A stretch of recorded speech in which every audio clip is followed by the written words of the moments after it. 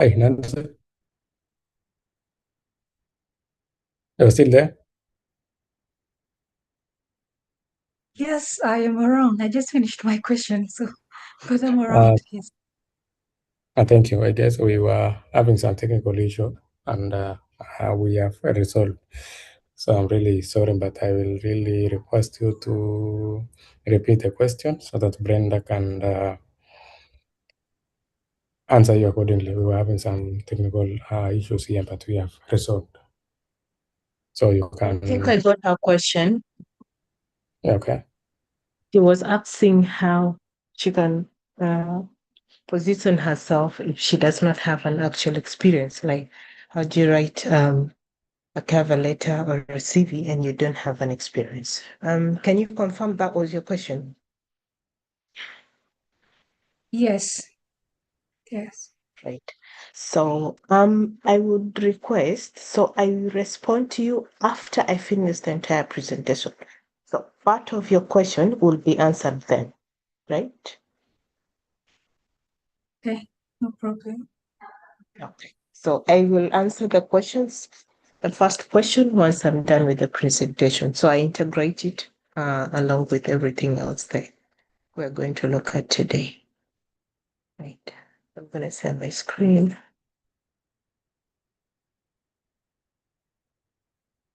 How many of us have completed our analysis? Do we already have jobs that we would like to apply for?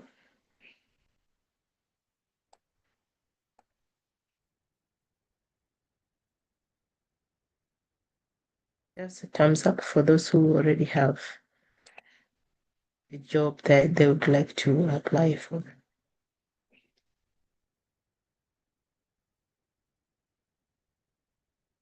Nobody?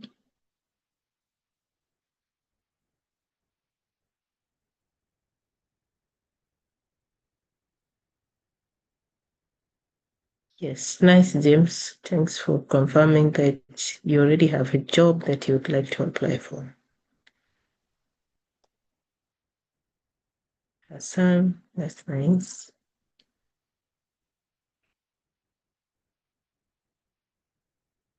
Great.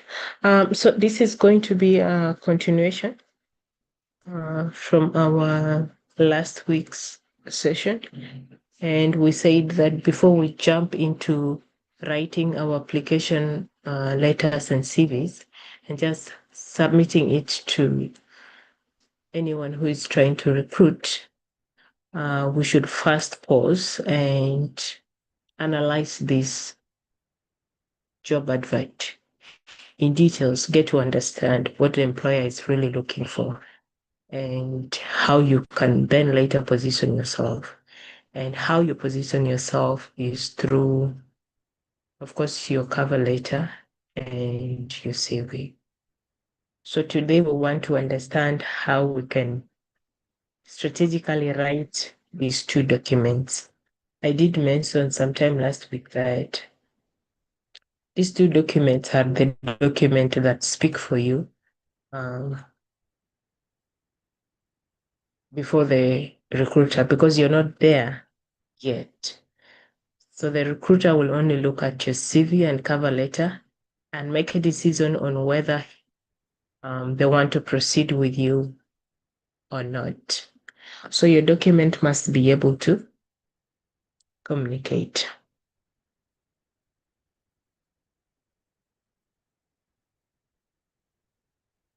Now, I've called this session Mastering CVs and Cover Letters, but I want to be very clear.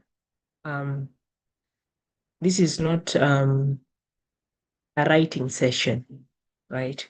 This is more of a decision-making session because before you ever sit in any interview, before you ever speak to any employer, a decision has already been made about you. A silent decision, a quick decision, a decision based on what they see on paper. And these two papers are your CVs and your cover letter. So today we are not just learning how to improve our CVs for those who already have these documents, but also rewrite fully for those who have not written one before.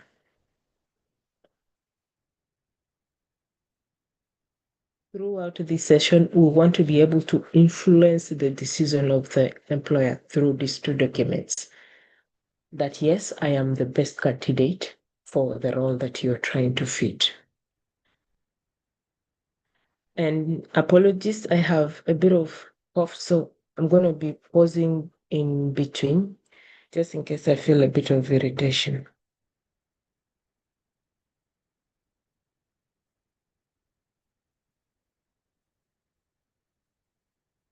Right.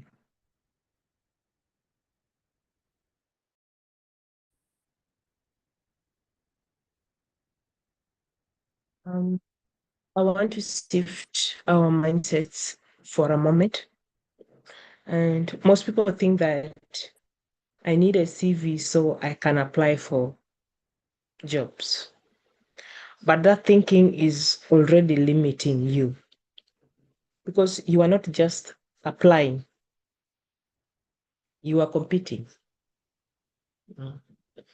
There are so many people who are applying for the same role. So you are not just applying, but you are competing.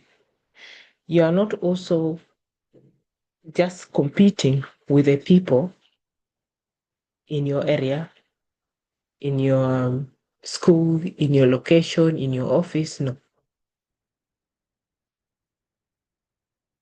You might be competing with the entire population of South Sudan. Like so many people who are qualified, the same purpose that you have.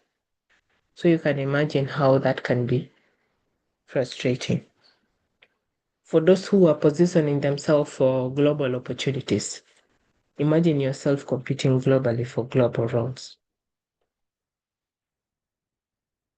So you find yourself competing with someone who has structured their CV better than you, someone who has clearer achievements than you, someone who understands how recruiters think. So the real question for you should be, what makes someone stand out among hundreds of applications? It's not just their qualification, it is the clarity that they've presented, the relevance that they've presented, the evidence that they've presented, the alignment that they've presented. And that is the kind of shift that we want to be able to make today. From just sitting down and writing these documents to strategically positioning ourselves as the obvious choice, as the obvious candidate, right?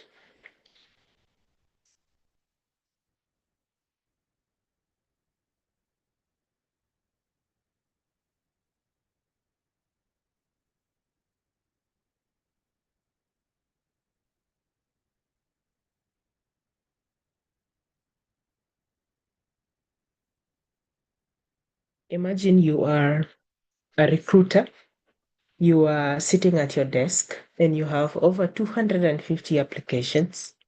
You are tired, you have a deadline, and you need to shortlist, and the hiring manager is telling you that, hey, I need this person on board by this date, right? You open the first CV. Do you think you will be reading that CV word by word, or you've scanned through? Your brain will be making very rapid decisions. Do I understand this person?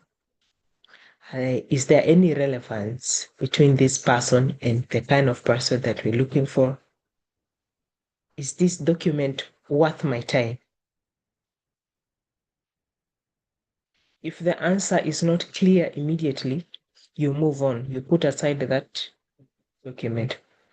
Not because the candidate is really bad, but because they made it very hard for you to understand them, right? The application and CV does not communicate.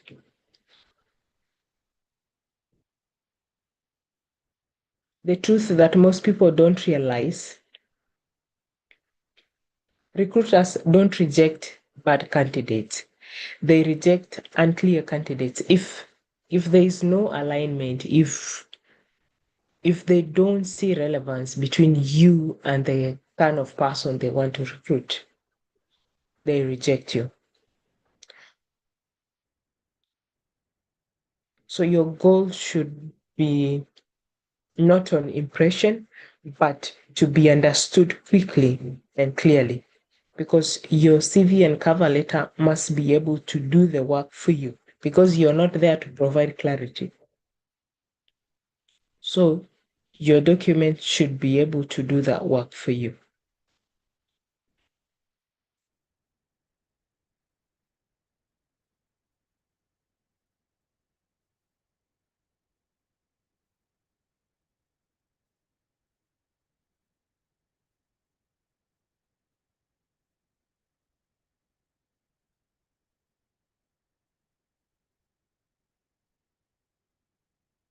Most of us are preparing for international roles, regional roles, and locally preparing for work within international NGOs, national NGOs, UN agencies, and all that. So it's very important for you to understand, okay, what does that global standard look like? When you apply for international roles, you realize that the kind of standard they've set there is quite different. And there's a lot more use of ATS.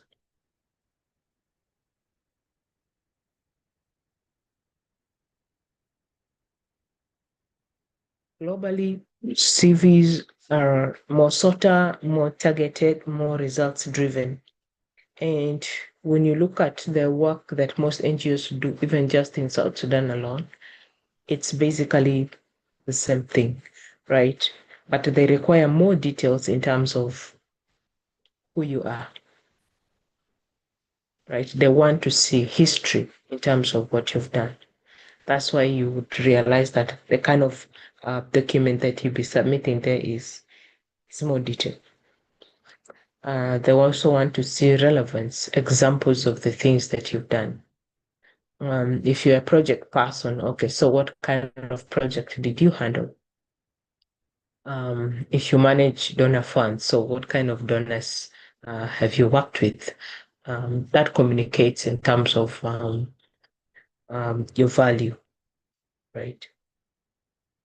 And then there is more focus on impact reporting and, of course, accountability within NGO and development sectors. Locally in South Sudan, a few of NGOs and UN agencies use the ATS. ATS is an applicant tracking system that filters application from the onset. And not so many, in our context in South Sudan, not so many employers use ATS. The people that look at your CVs are human beings like me and you. They're the ones that look at your CV, and once they're not impressed with it, they just reject it. But when you're competing, maybe internationally, there's more focus on ATS friendly CVs and resumes, because the document passes through the system, and if the system does not detect any alignment, it automatically rejects your application and gives you feedback there and then that yes, you did not make it through your application. So those are some of the considerations that you should keep in mind as you apply for any role, depending on the location, on the type of employer that you're trying to apply for.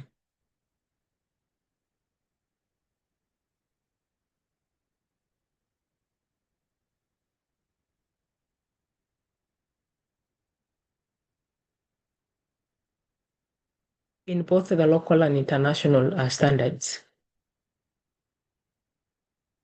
a number of things have changed in terms of context. Generic CVs no longer work. Whether you're just applying for a role in South Sudan, you must ensure that the CV that you're sending is not generic, right? More of the employers are expecting tailored applications. You don't just wake up and write everything there and just send. It will not be relevant for that role, and then you will be rejected. So they want to see something that is tailored, specific.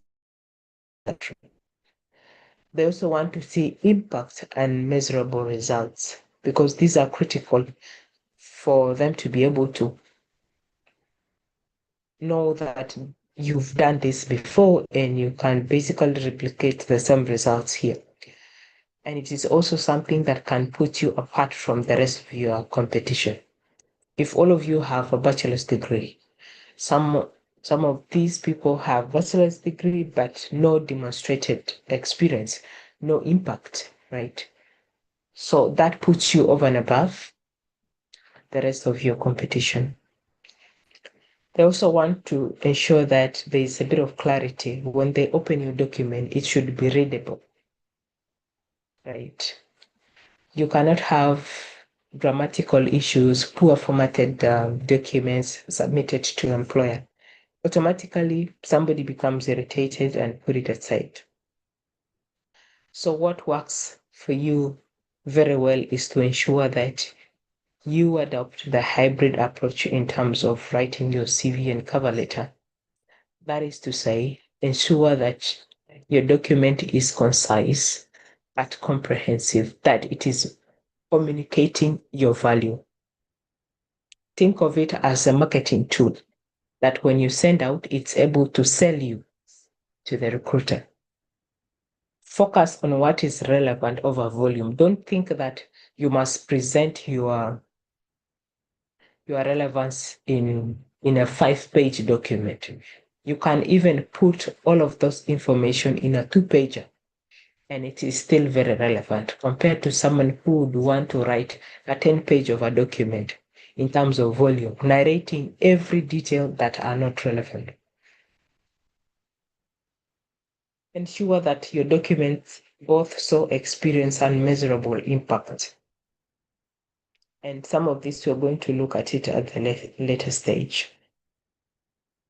And ensure that your CV, resume, or application are aligned to standards, depending on, of course, on the type of employer, depending on the nature of the role, the location of the role, and all of that. Ensure that they align to those kind of standards so that it does not get rejected from the onset.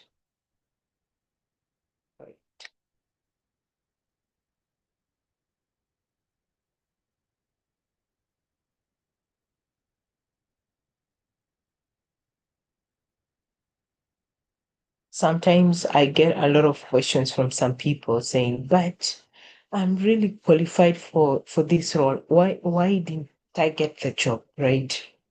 Yeah. It's possible that you are actually qualified, but sometimes you get rejected and you start wondering why. And one of the reasons that you might be getting rejected is one, if that organization is using an applicant tracking system and your CV is not ATS friendly. So the applicant tracking system scan for keywords from the job advert, the job titles and relevant experiences, scan for skills that match the role. So if your profile does not match, the ATS will automatically filter you out. So that explains sometimes why you may seem qualified, but you don't progress to the next stage. Some of the reasons is that you use a very generic CV, one that is not aligned to the role, a CV that talks about all the roles that you've had since you started maybe your employment journey, right? But this is too generic. It is not tailored to this role that you're applying for, right? Also, maybe you have poorly formatted your document. So somebody did not even think twice to put it aside. Some people overly design their CVs, put their tables, some graphics, and all that.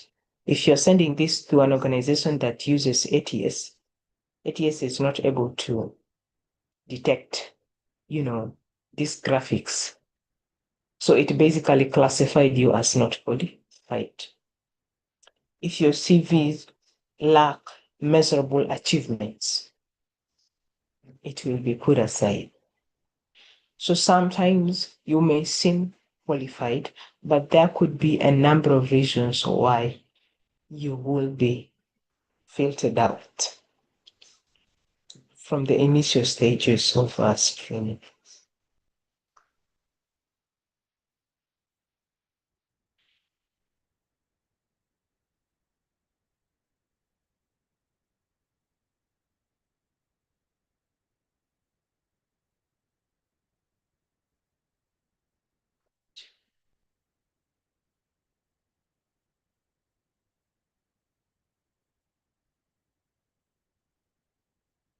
So I want to believe that for us in this room, we already know that a CV and cover letter are two different documents, right?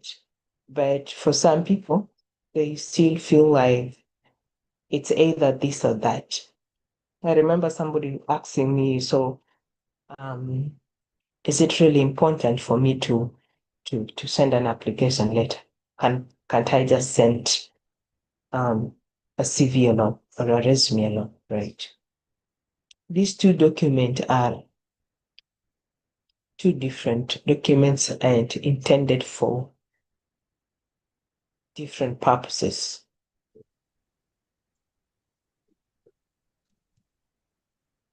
So they are not the same thing. Your CV is what proves your capability. Your cover letter communicates your intention. Your CV answers, can you do the job? Your cover letter answers, why should we choose you? You get. So those are some of the key differences between a CV and a cover letter. And here is why many people go wrong. They end up repeating the CV in the cover letter, which means that they waste the opportunity to differentiate between the two documents.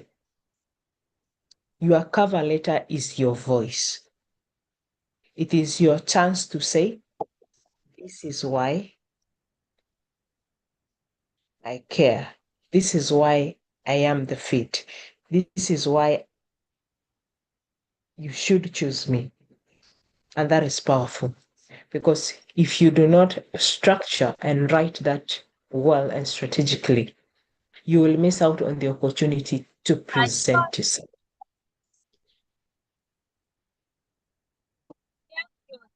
So moving forward, ensure that you are able to differentiate between cover letter and the CV, because both are intended for different purposes. Please mute yourself.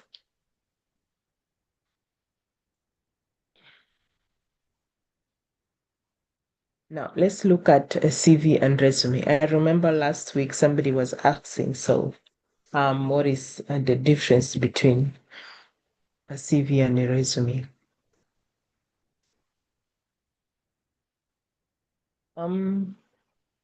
Depending on where you apply, you may hear a CV or a resume, and sometimes they are used interchangeably, right? But the two are not the same. The key difference is this: a CV is detailed, right? Whereas a resume is targeted.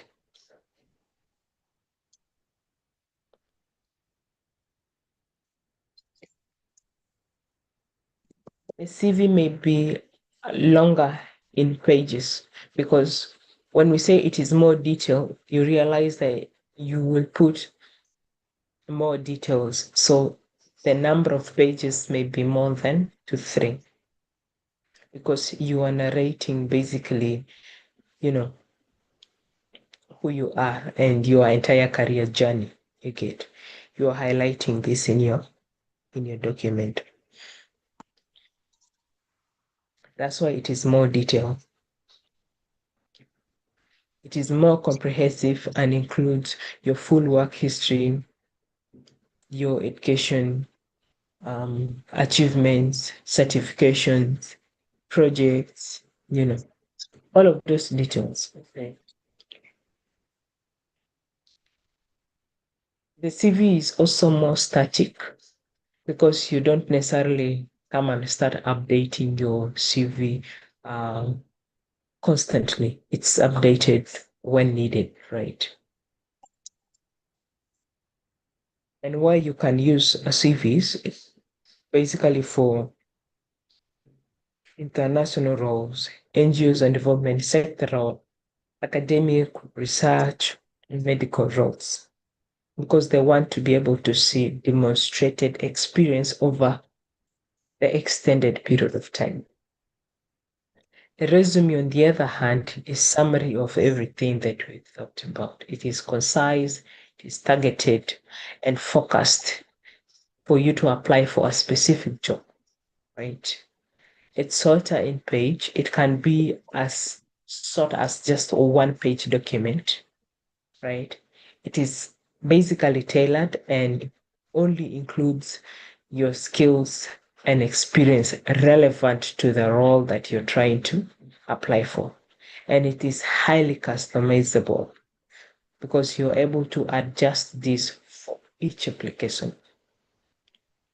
So most corporate companies prefer resumes. Some private sectors prefer resumes. So that is the difference between a CV and a resume.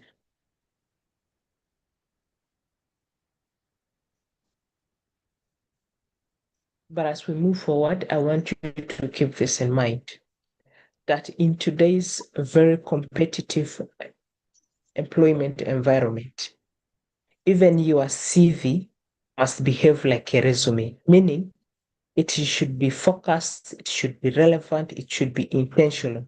You get, because the recruiter is not going to reward you with a 5 page or more pages of document. No, the reward is going to come in clarity. So even if you're going to write your CV, ensure that it is focused and relevant, that you are only putting things that have a direct impact on the job that you are applying for.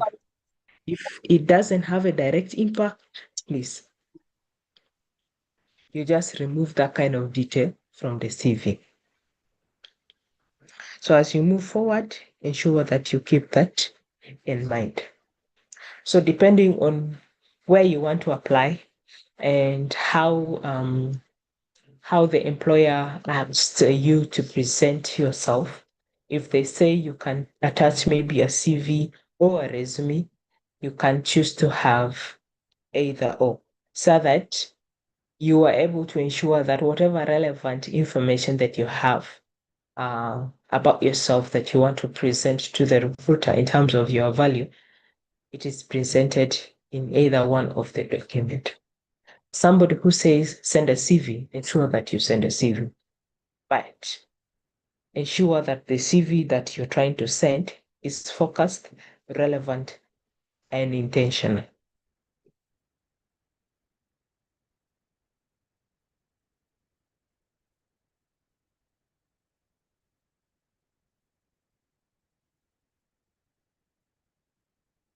So here is how your CV is judged. Every CV goes through these 3 layers: scan, proof, trust.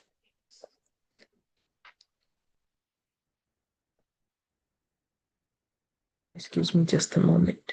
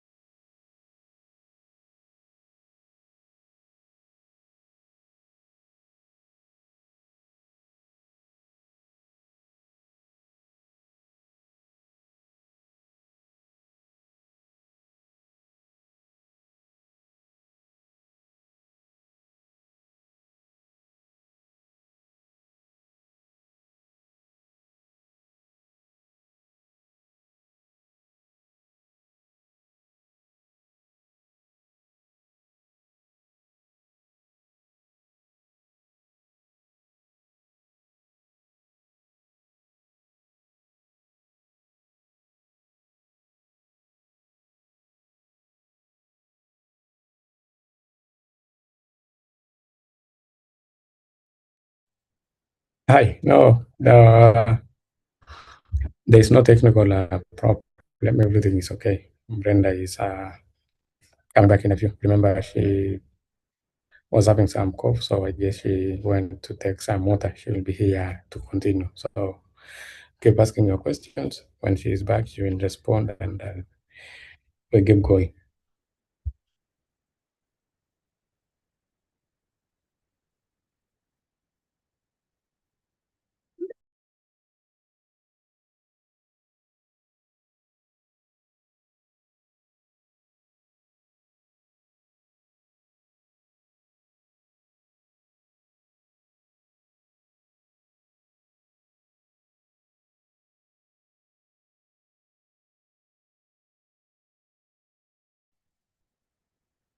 Sorry, guys, I'm back.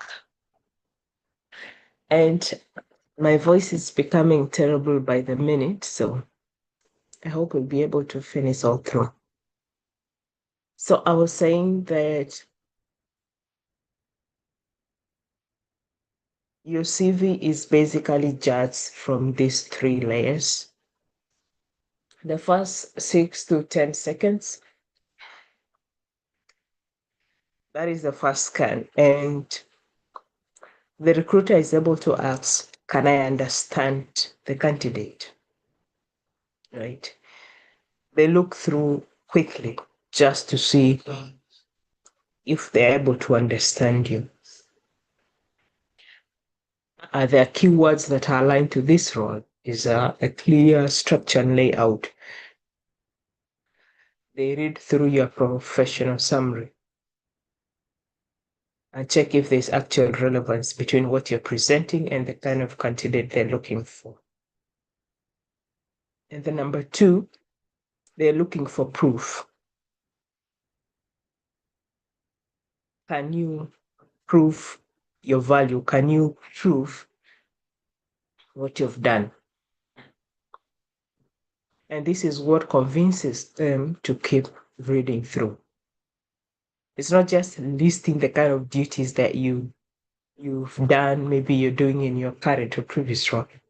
It is actual measurable achievement. That is the proof they want to be able to see. And lastly is trust, which is, of course, the final decision to shortlist you.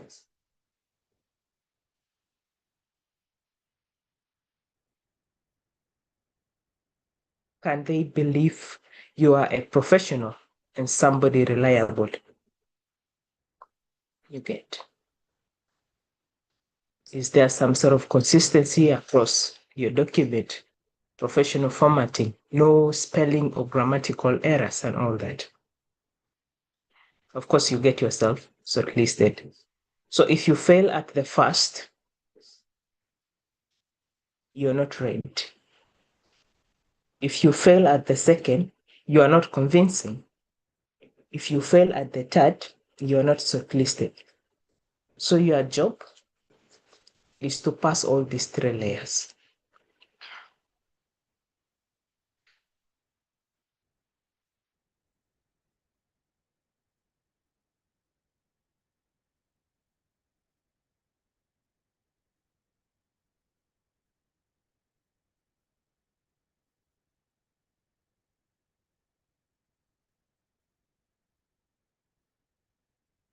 Right.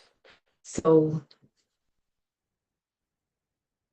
whichever structure that you choose to have for your CV,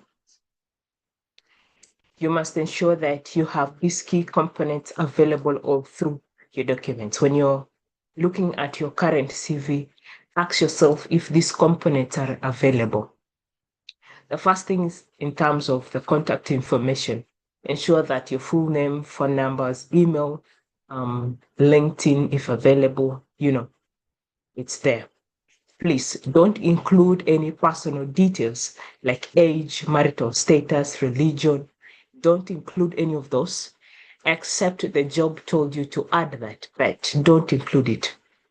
The reason why you don't include personal details like age, marital status, religion is because these are information that can be used to discriminate against you. So don't add any personal details. You would indicate that you are single and the employer prefers somebody who is married, and you automatically disqualify yourself. You get. You may include that you're a Christian and they are looking for a Muslim. You disqualify yourself automatically. So don't give any reason for somebody to discriminate against you.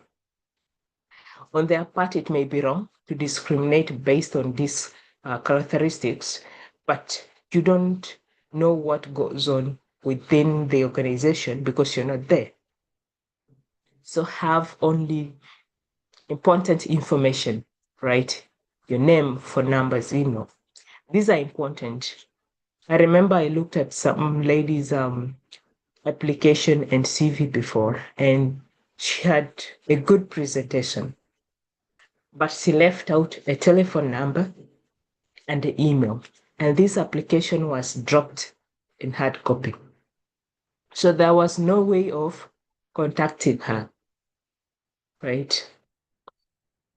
Because how do I communicate back to you that now I am interested in interviewing you? Because you didn't even provide um, a telephone number. Excuse me.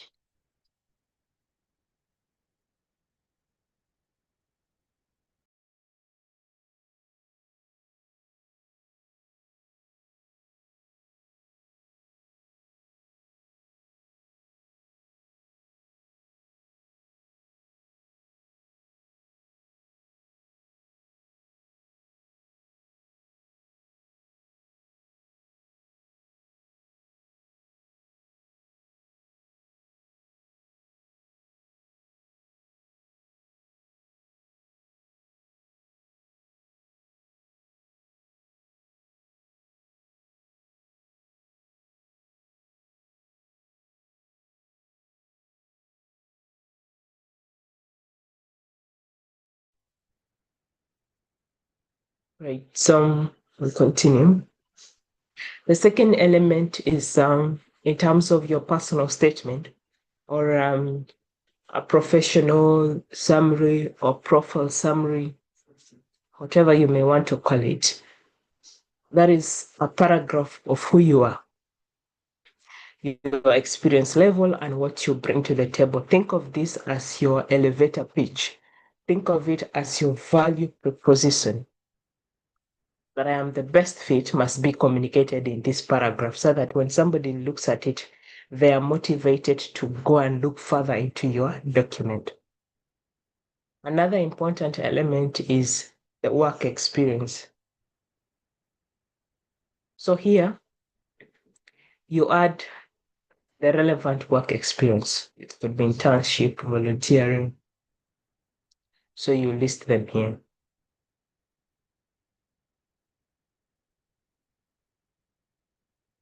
My slides are not in presentation mode. I hope this is still okay. Okay.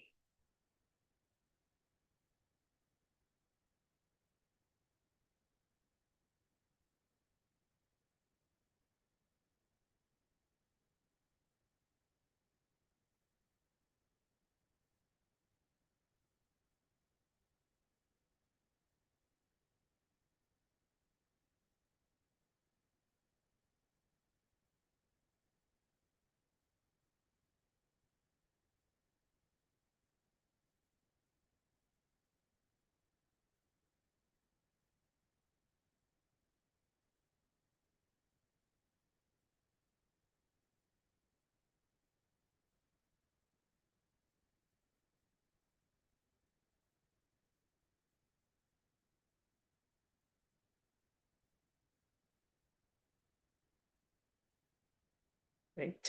So the next element is the education background. So you also add elements in terms of the degree that you hold, the institution, year of graduation. You can add those. For some people, they will tell you to add even the GPA.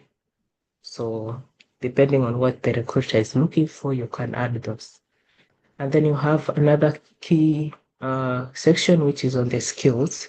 So you add relevant skills. So this can be both technical and soft skills. So you can add only those that are relevant for the job. And then you can also check the job advert to see what kind of skills they are emphasizing. So you can add those. Depending on where you are applying for, you may add section on achievements, project certification, awards, or languages. These are not mandatory depending on where you're applying for, the kind of job that you're applying for. And then, of course, references. You can have those. You can say available upon request for your reference. Or if you're comfortable, you can list the details of your referees as well.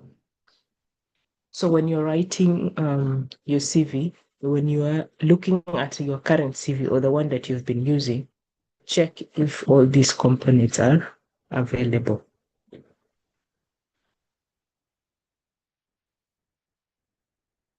Right. So what types of CVs are there?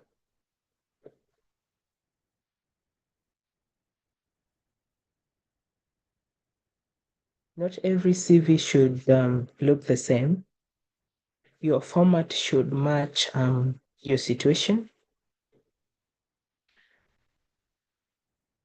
The first type of CV is the chronological CV, which is the most common one. This is the type of CV that lists your work experience in reverse chronological order. And what that means is that you start with your most recent experience going backwards. And it focuses on career progression and roles over time. Through the CV, you have to be able to demonstrate how you've been progressing throughout your career. And it highlights some level of stability and growth from the candidate. So this type of CV is best for professionals who have consistent work history and for candidates with clear career progression, that you've not had any gaps between your employment. So you have a clear career progression, and it's also used mainly by NGOs and other development sector roles. Then we also have the functional CV, which is mainly skills based. It focuses on skills and competences rather than job history. And for functional CVs, it groups experience under skill categories, and it minimizes emphasis on dates and job titles and all of that. The interest is on what kind of competences do you have that can help you perform on this job. So for those who are changing careers, for those who have employment gaps, this is the best type of CV that you can write. And then for most of us, the last one probably is the best choice, which is the combination CV. It's the most hybrid format of CV that blends both the skill-based and the chronological format into one. It highlights your skills, but also the work history. So you can see how it's really good, because this is what communicates your value. That these are the skills I have, but again, this is what I've done in my past employment that I can basically translate into the current role. So this CV is able to balance both experience and competences at the same time. So for professionals with diverse or transferable skills, this is your best choice. For candidates that are targeting more competitive or global roles, best choice of CV. And for those who want to showcase both impact and experience, best choice of CV. So the combination CV is the most preferred for most of us.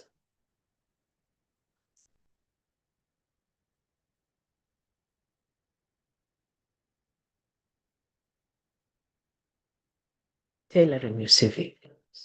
And last week we talked about going into details, understanding the job advert, picking out keywords, understanding what the employers are really looking for.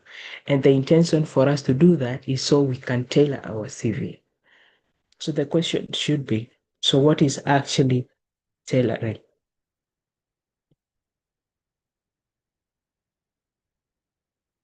I want to challenge us today.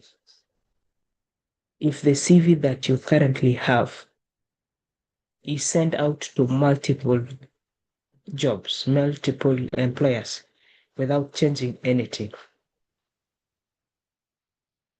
do you stand a chance to get any of those jobs?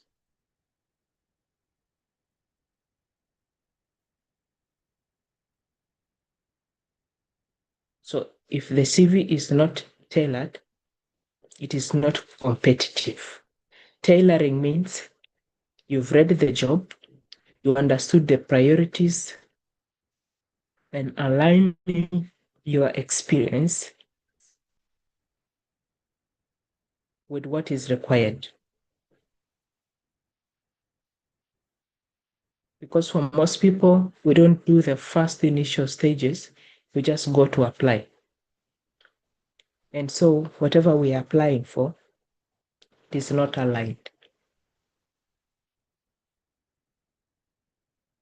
When employers are recruiting, they are not looking for to reward you that, oh, he or she has applied. No, they want fit for the role.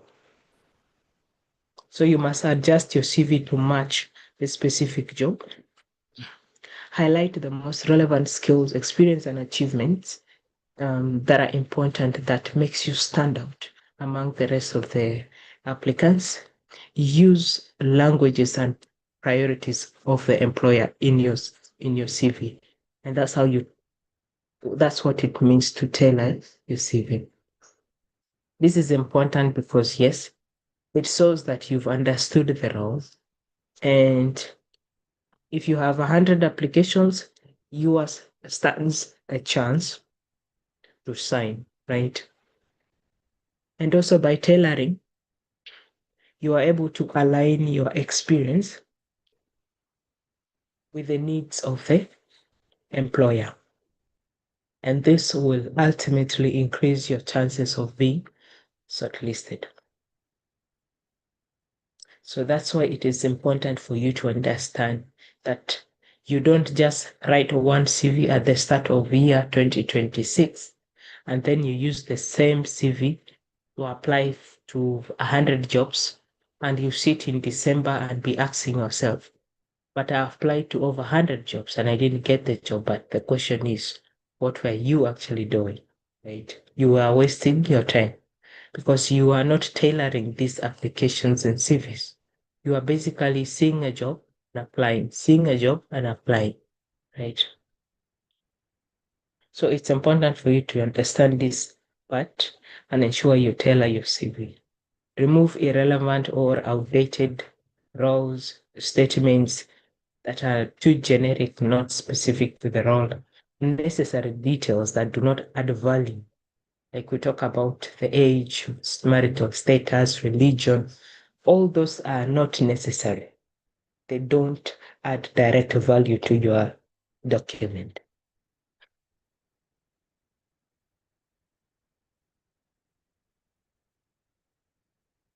Right. So this is like an entire process flow on how to tailor your CV, basically about the things that we've talked about.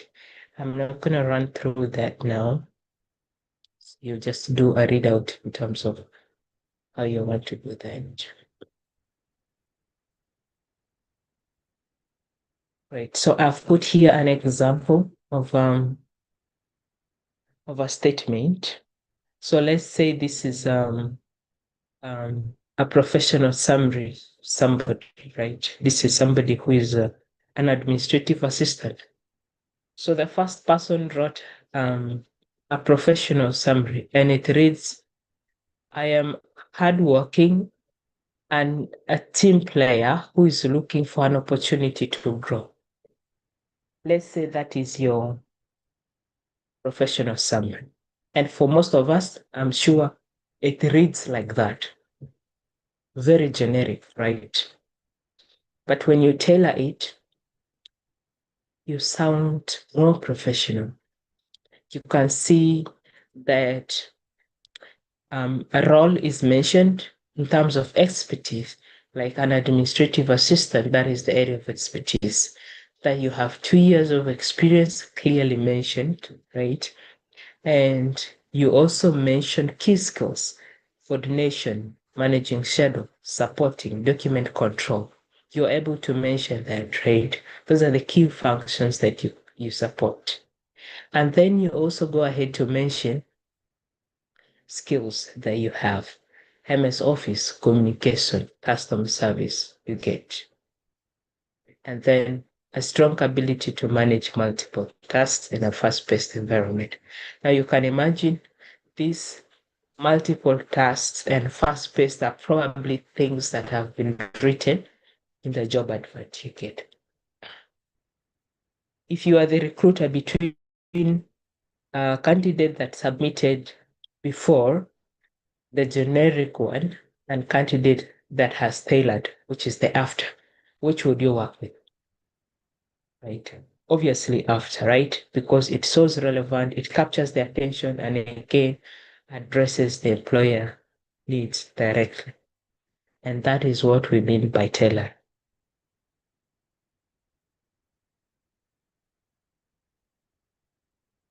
On the duties and achievements, for most of us, this is our biggest problem. Most of our CVs are full of duties, and these duties are weak, by the way, because they tell me like what you were told to do, you get.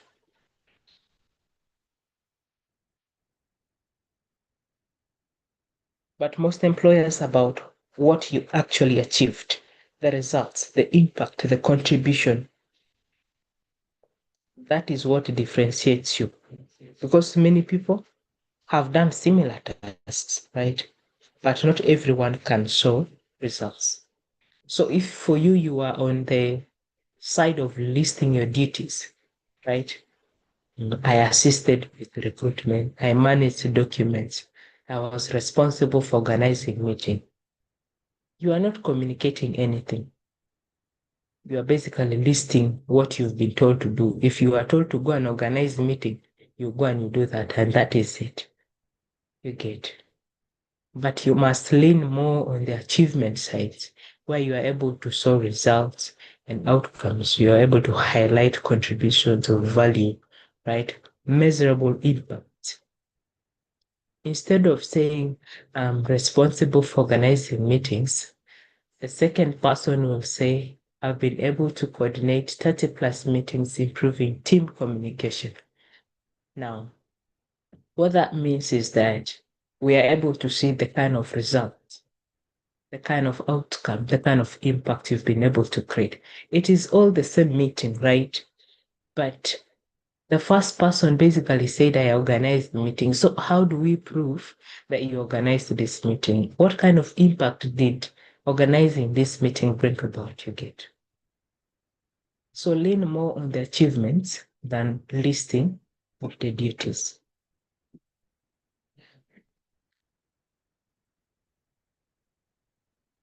Yeah. So the key differences is that the duties, basically what you were told to do, on the achievement side, what you actually accomplished, right? So you should be able to lean more on the achievement side. That is what differentiates you between you and the rest of the applicants. Great. Let's talk about high impact bullet points. So this is where you fix your CV.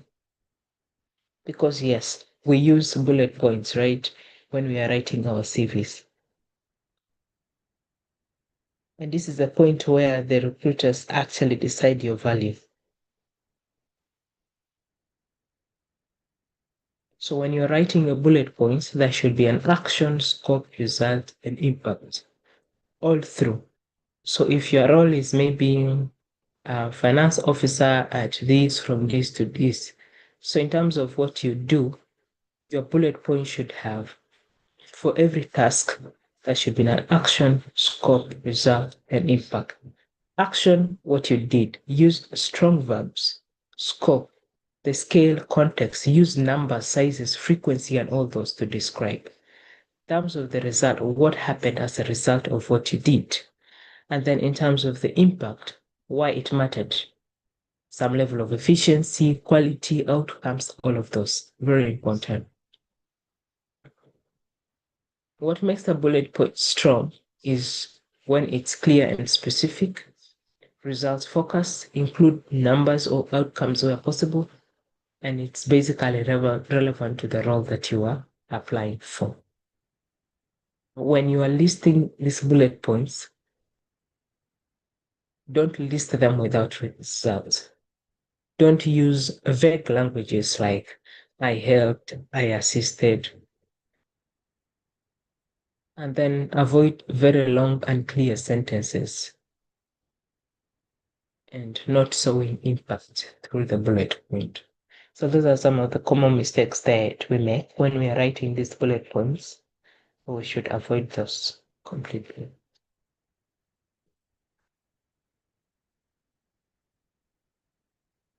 Right. So these are some of the examples that you can be able to go through and see the difference between what a weak statement in terms of a bullet point. For example, somebody says responsible for filing documents, and that is it, right? But the stronger statement is in terms of organized and digitalized 300 plus tab files, improving document retrieval speed by 40%. If you're able to quantify your impact and what you do, yeah, that's a more stronger statement.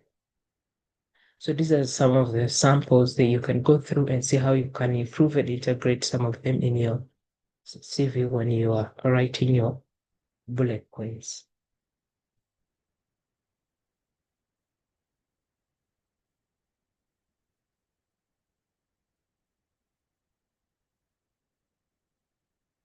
Right.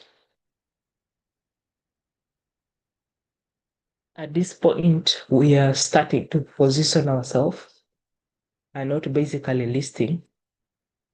What listing means is that we are focused more on the tasks that we've performed and we don't show our impact. And it's linked directly to the list of duties that we talked about earlier on.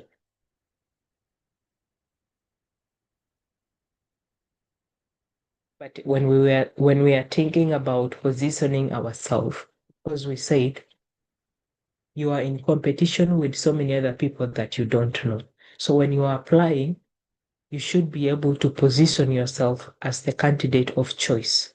So whatever it is that you put in your document, ensure that it shows contribution, results, highlights relevance to the role. Use clear, specific languages, and it's able to demonstrate value and impact. And that's how you position yourself as a candidate. Because yes, you are competing with a number of people that you don't know, right? And the shift should be that from listing tasks to outcome, what happened, right? From listing your responsibility to the results, and from generic list of duties to specific and relevant tasks. Why this is important is because it makes your experience easy to understand. It shows your direct contribution and also helps recruiters to see your value quickly and hence increases your chances of being shortlisted.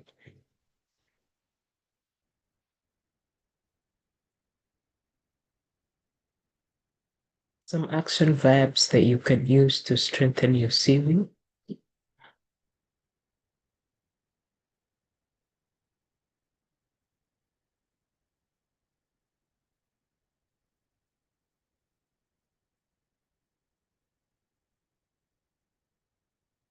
Right.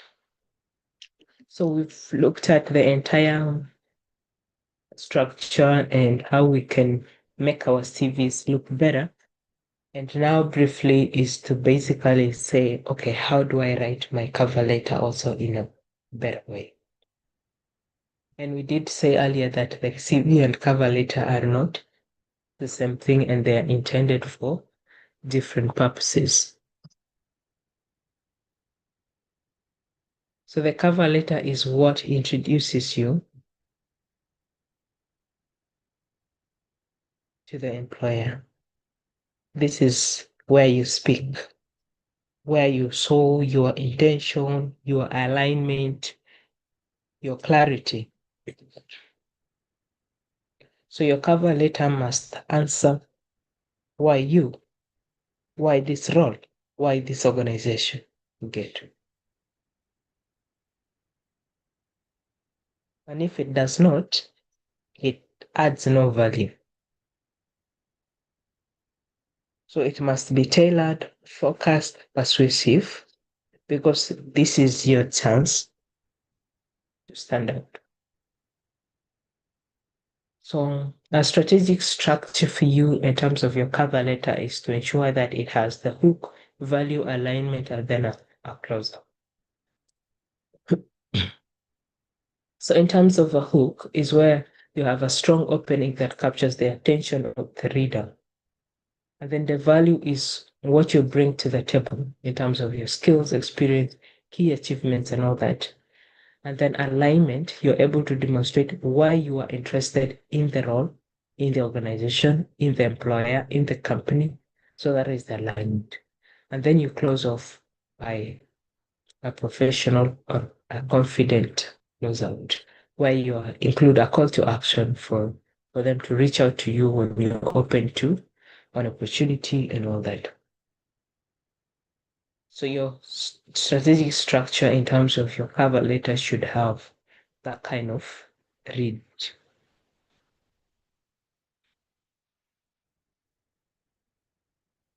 So what makes your cover letter strong is if it is tailored to a specific job, it's focused on relevance, not repetition. Don't repeat the entire CV into the cover letter. Let it be clear and concise, normally just one page, not more. And then shows both competence and motivation. Motivation for the role and for the employer. So these are some of the components of a very strong cover letter, where you have the header in terms of your name, contact information, date, and of course the employer's details, the person that you are addressing the application to. Salutation, very important, where you're addressing the hiring manager professionally. If you know the person, you can have the details there. If you don't know, ensure that you're addressing it to a particular office or details that are put in the advert. And of course, have an introduction paragraph where you state the role and introduce yourself, and then why you're a strong fit. So match your skills and experience to that of the job.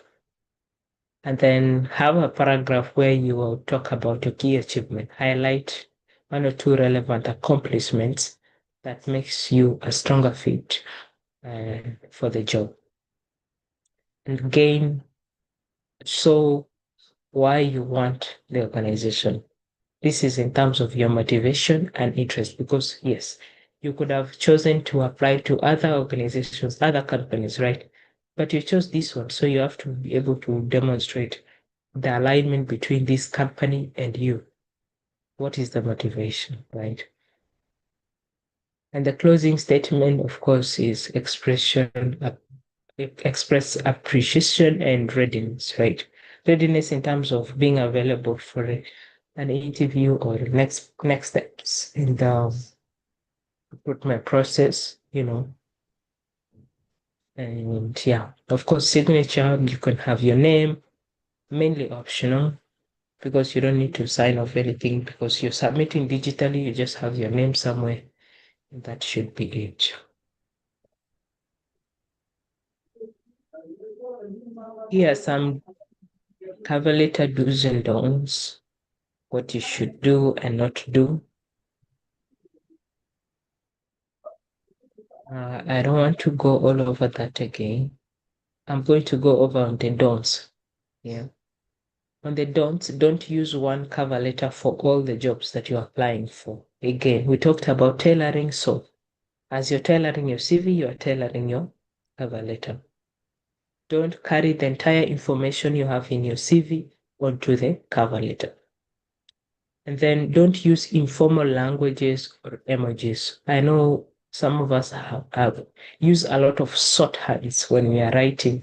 We are used to social media that we write a lot of shorthands. Nobody understands those kind of things. Those are informal languages. So when you're writing, ensure that you're writing formally. Don't over explain unrelated experiences or even any information that is not related to the role that you're trying to apply for. Don't write long paragraphs, keep it short and clear. Again, don't focus on what you want only, so what you're offering in terms of value, and ensure there are no grammatical issues or errors in your CV, in your cover letter. Yeah. So those are some of the don'ts, and for the do's, of course, you can always go through them, but same things that we've been talking about all through up there. Right. So some of the common mistakes that we make as job seekers, most of these that we've already talked about. I don't want to go over that now. You can just have a read through from the slide. Right. This is the last bit in terms of file naming and submission etiquette. I bring this up because more often you receive application from some people and everything is really bad. Somebody sends you an email, there is no subject, the file is maybe in a poor format. They are even attaching like an image format, several images. It's not combined into a single document. There's no content in the email. You attach your document there and you are gone. Like you click submit. How do you do that, right? It's important for you to ensure that you label your file correctly. There are so many other people who are applying for this same. So ensure that you label your CV and application in your name, right? Label it in your name and also add the position that you are applying for. Examples I've put here. You cannot say CV final, my new resume, document scan. Document scan is the most common one that I've seen forever. Like, we know that it's scanned, but when you scan it, why can't you rename it, right? Because if I'm downloading this document, it will get lost because I'm not in the mood of coming to rename it with your name. You get? I will not do that. I'll rather skip it and just go to somebody else. So sometimes put yourself in the shoes of the person who is going to look at this document. If I have 200 and I have to rename all of them, I will have limited time, right? So always ensure that your file is properly labeled with your name. And then in your submission, follow the instructions. And when you're sending documents out, send PDF formats always. Turn them into PDF. If you are very good, combine them into one submission. So have the first page should be the cover letter, then the second, third, fourth page should be the continuation of the CV. Combine them into a single file if you're very good. If you can't do that, have the cover letter and the CV properly labeled with your name and then convert them into PDFs and then attach. Except if somebody told you submit it in other formats.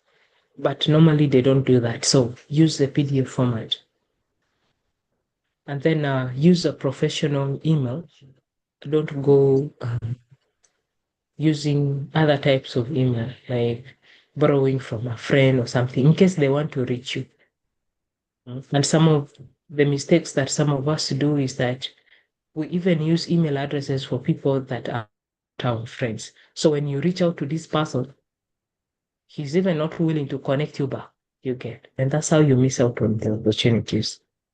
And respect the deadlines. If you're supposed to submit by this time, that is the deadline that you should maintain.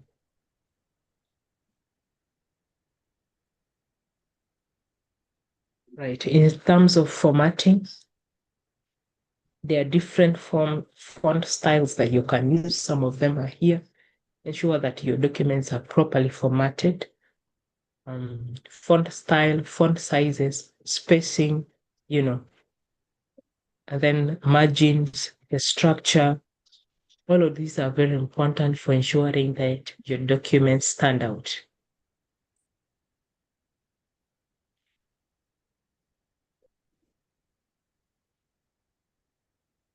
Right. This is a sample cover letter template that you can go through at your own time, and you see if you've been writing something similar, or you can use it to improve the one that you're having.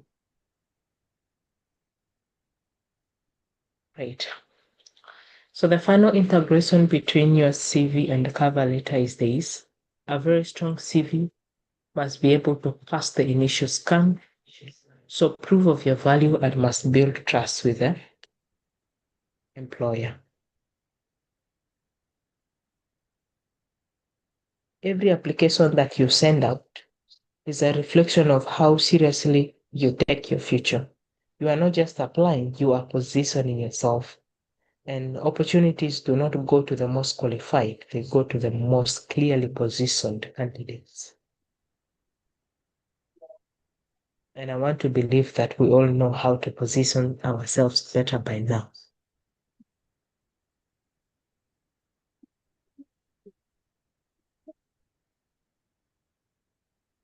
There's a lot of information there for you to read through.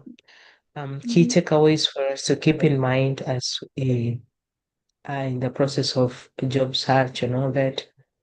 Your CV is your professional evidence, your cover letter is your personal pitch, and tailoring is what makes you relevant, and positioning is what makes you competitive.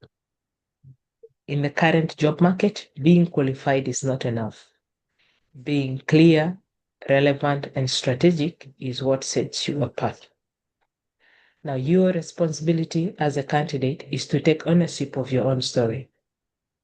Present your experience with clarity and confidence. Be very intentional with every application that you send out. Right? Every application is a reflection of your effort. Every detail communicates your professionalism. You are not just applying, you are positioning yourself for these opportunities.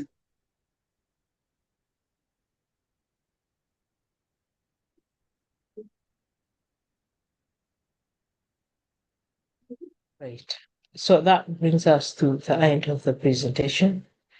Although I was struggling a bit, I hope we are able to understand and that we've picked a couple of things.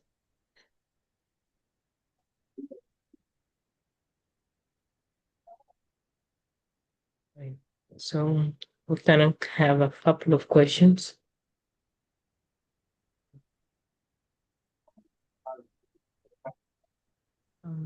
So I had a question from Nancy. I think that's the first question that I'll take. I don't know if she's still here. Nancy left some few minutes ago, but she said like the question was answered. Oh, Your okay, TV nice. is your professional evidence. Right. So if we have other questions, we'll be happy to take. Thank you. Okay, Thank you so much, Brenda, for the insightful session. I hope we've all learned something. And now we are going to Q&A session. I've seen some people writing their question on the chat pod. Also, remember, if you can't write, you can also raise your hand and we'll give you an opportunity to share your question, concern, or comment on this session. The first question is from Jane Gino. Your cover letter is your personal feature. Your Sorry? personal.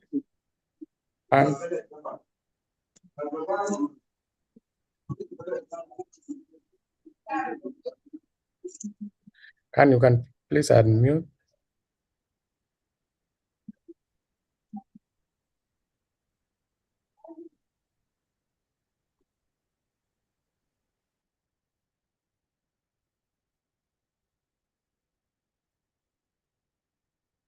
Yeah, well, I was saying, we have some questions on the chatbot. Also, I don't know, Gan, if you had something to ask, maybe you can proceed before I read through the comments on the chatbot. Please, if you had something, I had you were muted, so you unmute. You can just unmute and ask your question before I continue.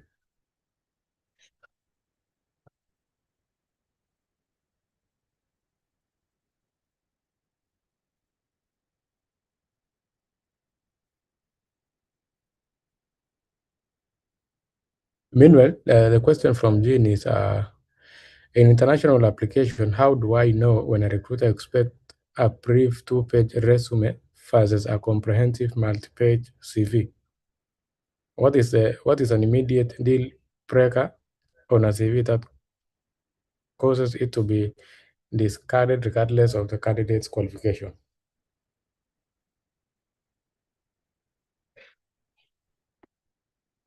Thank you. We'll start with the first one. So, how do you know if somebody needs expects a resume or a comprehensive CV?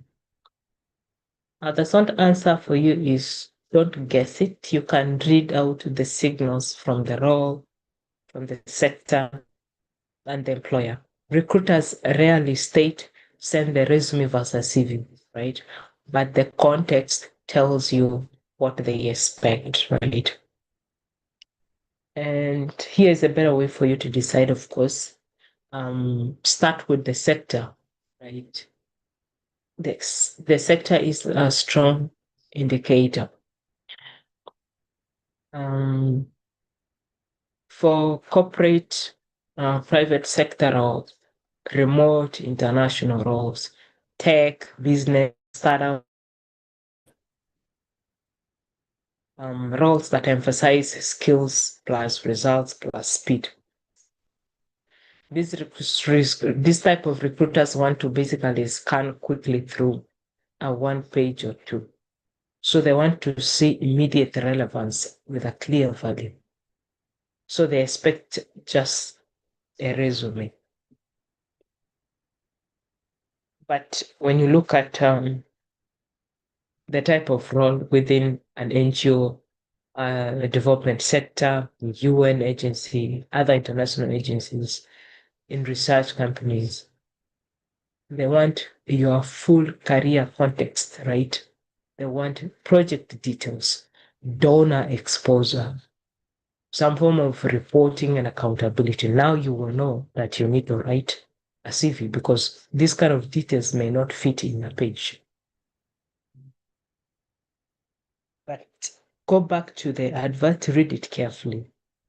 If the advert emphasizes things like results-driven, fast-paced environment, performance, impact metrics, cross-functional teams, right? You can work with a concise resume. There are other emphasis in the advert that can talk about field experience, management experience, technical expertise, right? For project people, in terms of project implementation, now you need to provide details, right?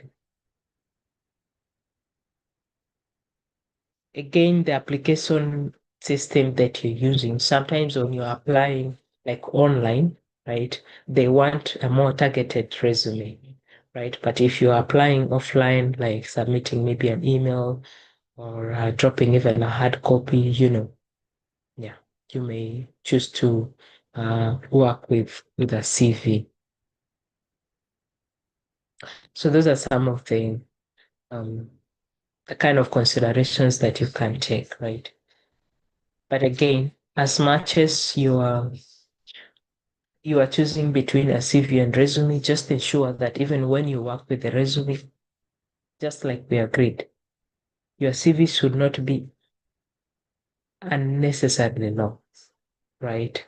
It should be also relevant so that somebody is reading it, yeah, they will find the kind of motivation to go through it in details and not just scan through. And then you're saying, what is the immediate deal breaker on a CV, right? And part of the things are the things that we've talked about. And the immediate deal breaker, I think, is lack of clarity and relevance. If I cannot immediately understand what you do and how you fit in the role, your CV will be discarded no matter how qualified you seem.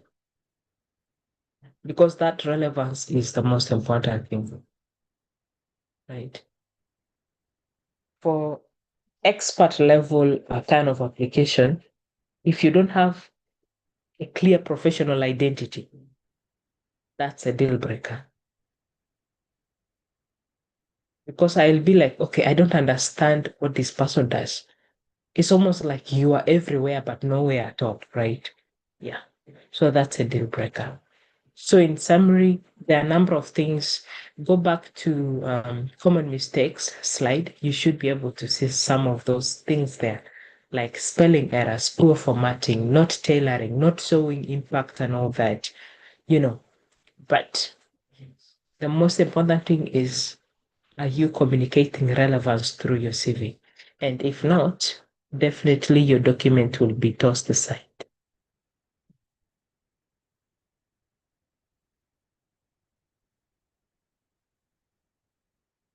Right.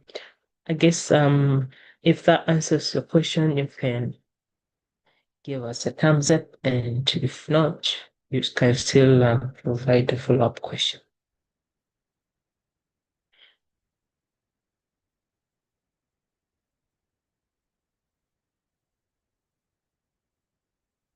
Yes, you answered it. I wanted to request something. Would you please repeat your answer on Nancy's question? Because that's exactly what I wanted to ask, but I didn't get a clear answer on that. Nancy's question was, how do I apply or write a CV or application letter if I don't have an actual work experience? So for entry level candidates, don't think about positioning yourself as somebody who has extensive experience, right? And don't go applying for roles for which you are underqualified. And apply for almost all entry level roles. And even if they tell you bring 2 years of experience, you maybe apply for a HR assistant role, and they tell you bring 2 years of experience. As long as you've already completed, let's say, a bachelor's degree in human resource management.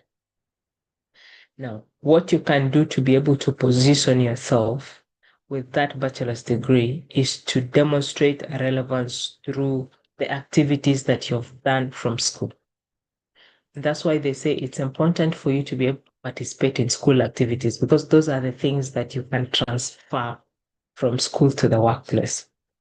Let's say in your school, maybe you did you are chairperson for a certain club or a society, right? And you basically coordinated activities, you facilitated meetings, presentation, you represented the group in a number of activities, right?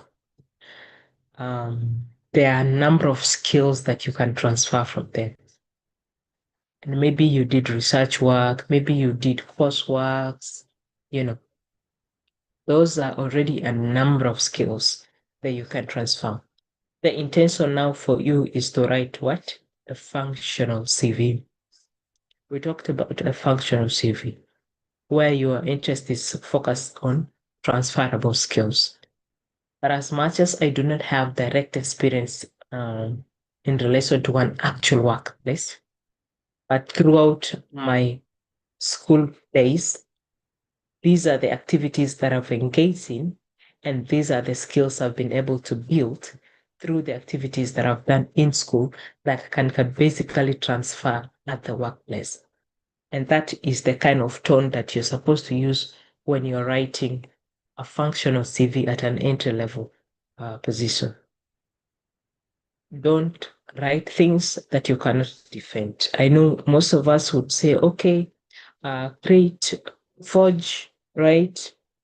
Forge an experience that this, you did that.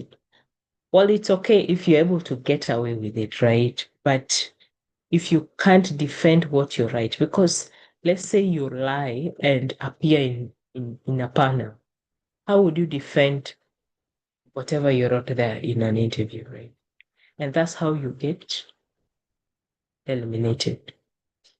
So instead of trying to lie to fit in, use what you have to position yourself.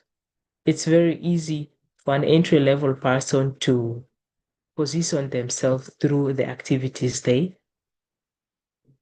done in school. Again, while at school, you can also do a number of, for instance, those who do internship, right? You can list the support that you've provided through your internship activity. That is one way of you indicating and showcasing your value at an entry level position, right?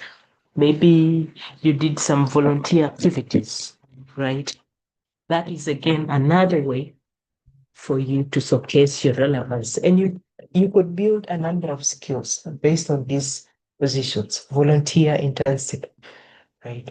So that's how you are able to communicate your value. When you're writing, explain from that point. You're not lying, you're being honest, but you're communicating value from that point. That yes, this is my position now, but this is the kind of transferable skills that I'm able to bring to the workplace if given the opportunity. Hope that is much clearer for you now. Yeah, thank you. Right, thank you.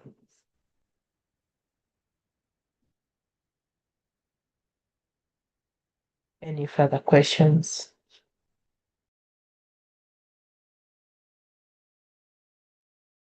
I don't see any other questions from the chat. James Number is saying, I've learned a lot of tips on CV and cover letter. Thanks so much, Brenda, for these awakening insights.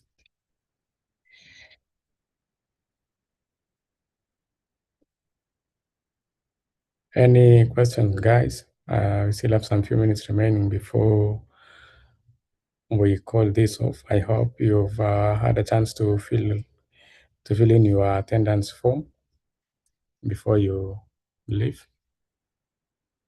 Please, if you have any questions related to today's point of discussion, you can just ask. This is your only chance because we're not coming back to this again. So it's good if you ask and get clarification of whatever thing you have in mind. And I hope you also had a wonderful session. You were able to learn a lot, and you will also apply the same in your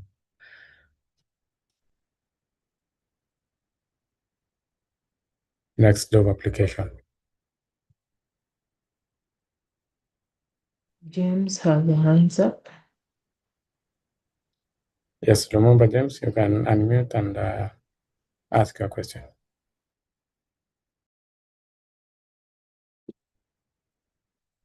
So thank you so much for actually this wonderful section. I think this is my second time again to actually have a say on the session.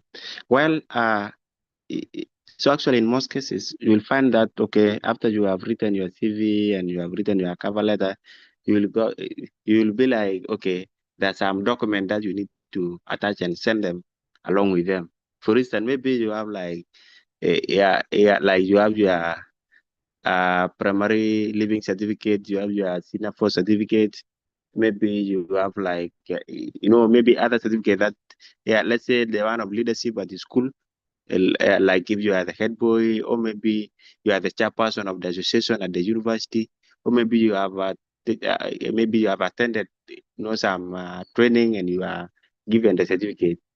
So here now, which one is very, very important to be sent together with the CV and the cover letter? Thank you. Thanks, James. And just to clarify, first of all, look at what the employer asks you to do. That's why I said follow the instruction. Check what the instruction was from the advert. So if the advert says put your CV and application with academic documents, then yes, you can attach related academic documents. But please don't include every academic document there when you are attaching, because one problem is that some of these people that you're trying to send documents to, they have limitation on the size of attachment. So if you attach files that are heavy, the email will bounce back, it will not go. You will only be lucky if you are sending a hard copy, right? But still, let's say you have a bachelor's degree, right? The only document maybe I will ask from you is, let's say you don't have a diploma. You went from high school to a bachelor's program, right? So the only document maybe I'll ask from you is your high school transcript. I will not ask you for your primary school certificate, because what will I be looking for there? There's no relevance. You get the point. There's no relevance. Attach only things that are relevant. You get. Why would I be interested in seeing a primary certificate that has nothing? They basically, it's a social studies, mathematics, or something. It has nothing that gives me relevance to know whether you were a good candidate or not. I'm not interested in that, right? But I can ask you for your bachelor's transcript and certificate and a form of identification. A form of identification is very important because everybody wants you to be able to identify yourself, because sometimes they want to prove if you are actually the same person who is actually applying for this role. So touching some form of identification is important. Again, you can also include some relevant training certifications.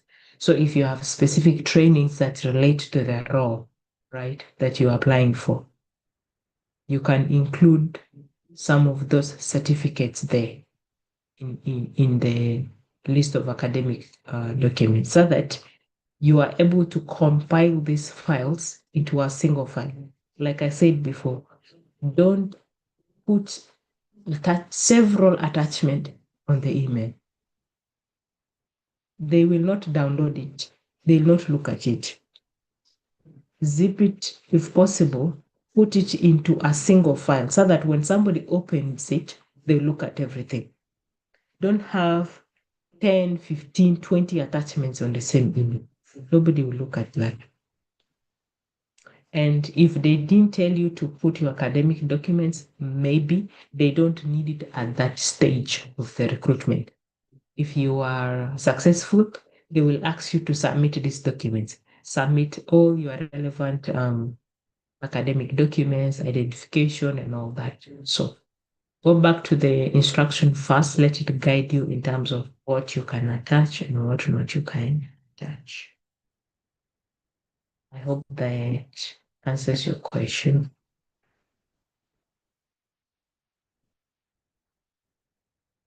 Right, thank you.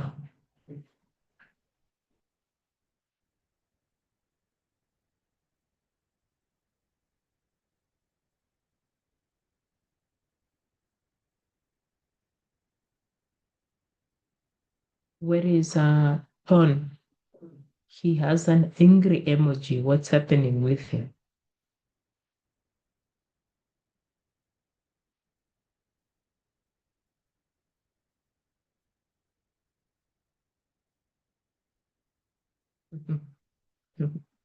You're laughing. This guy has given us an angry. Yes, he's here. Ton, can you unmute and talk? Why do you have an angry emoji in the chat? Are you angry about something? And this is not the first emoji. What's happening with you? Is this a device issue or something? Can you unmute and say something?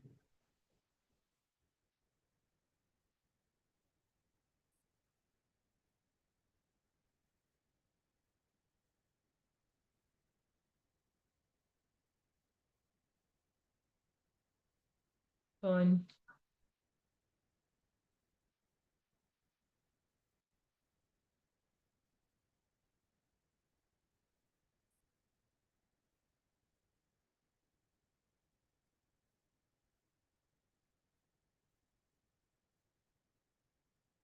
if you are in a position where you can't talk, please explain that emoji. It's very bad for us to have that kind of reaction, particularly just from one person. If there's something that isn't clear, it's good that it's clarified. And I've seen that he's gone and back. I guess Tony is having some problem with this device or what's happening. Please text to confirm what that emoji is about so that I can leave you alone. Otherwise, I'll have to find out from you, even outside the class, to find out why you have that kind of reaction.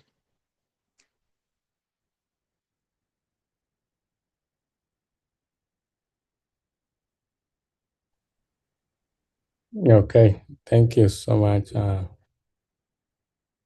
Brenda, for the amazing session. Tony, you're saying you have a differ problem. What is it? I don't understand.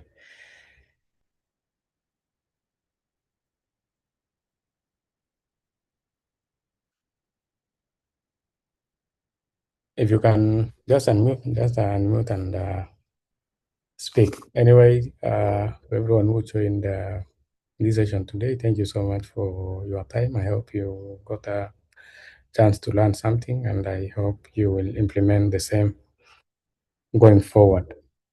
If you don't have any questions, you're free to leave. We will still be here. It's already 4